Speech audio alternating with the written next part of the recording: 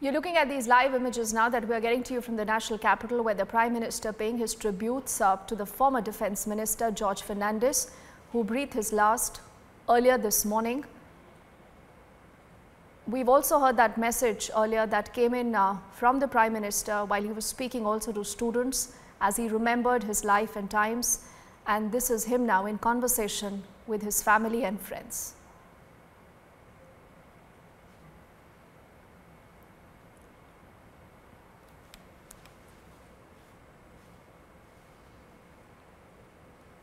Even as we stay with these images on your screens that are coming in from the national capital, I just want to quickly read out the tribute that we've seen from the Prime Minister earlier, and then we also take it to Aishwarya, who joins us on the phone line.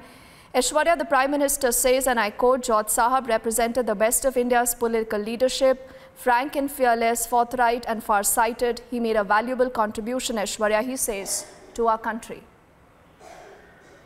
Absolutely, Deepthi. George Matthew Fernandes, born on 3rd June 1930, he was an Indian trade unionist and he's a highly respected leader.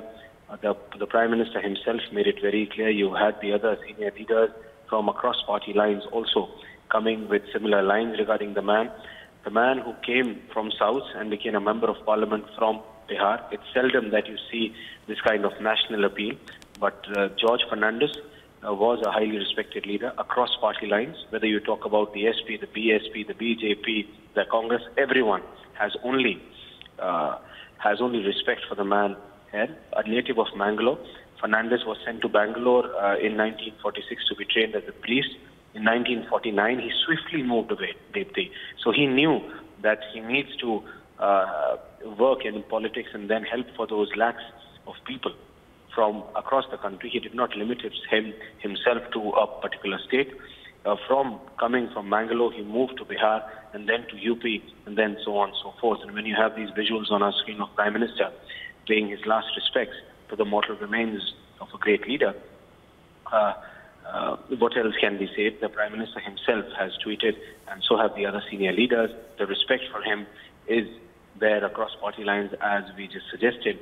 Once again, the political career of George Fernandes is a very illustrious one. He became an MLA prior and then an MP. So yes, he represented office as early as 1967.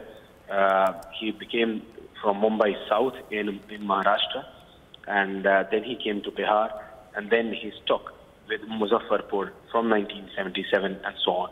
So very clearly, a leader who came from the background of student politics, was a founder member of Janata Dal and then Samta Party. He had kept several portfolios, right from industries, railways to the senior most as defense. He was the defense minister, former defense minister. So very clearly, the man had a very illustrious political career, and there is Prime Minister presenting his final respects to the mortal remains, talking to the family members of the former leader. Right there on our screen, Prime Minister Narendra Modi meeting the family members of George Fernandes at the latter's residence. You have the family members of George Fernandes. You had other senior leaders coming there now, but that's the Prime Minister of India, Narendra Modi, talking to the family members of and the close friends of George Fernandes, as he was often referred to as George Saab in the Parliament.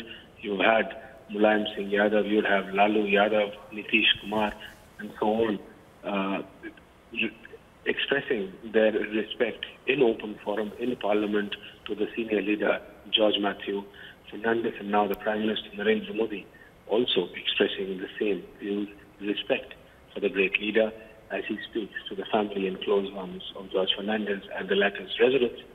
So it's RIP George Fernandes, and the Prime Minister leaves the residence of George Fernandes after speaking to the family and the close ones.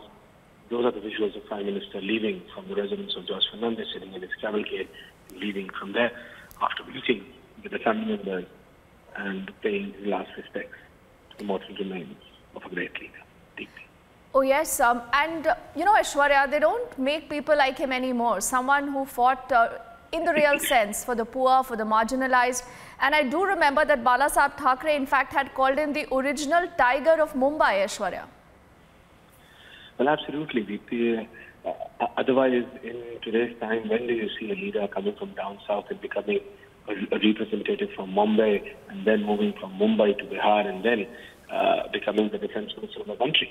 People want to remain from where they hail. People want to be a leader of their caste. People want to be a leader of their people. But this man made it clear that if he comes from Bangalore, he is not going to be representing or limit himself to Bangalore. So as you said, Balasaheb called him the original tiger of Mumbai. So his fierceness was known to all.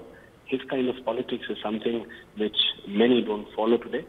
But that's why the kind of respect which comes from across the spectrum, not only from one particular political party, but right from the Congress to the BJP, and those visuals are self-explanatory. Yes. When you have the Prime All right. Minister. So Aishwarya, in his passing, India has lost one of the most charismatic leaders of post-independence era, the leader of, you know, a socialist revolution, as many would say. Our thoughts and prayers with the family at this difficult hour.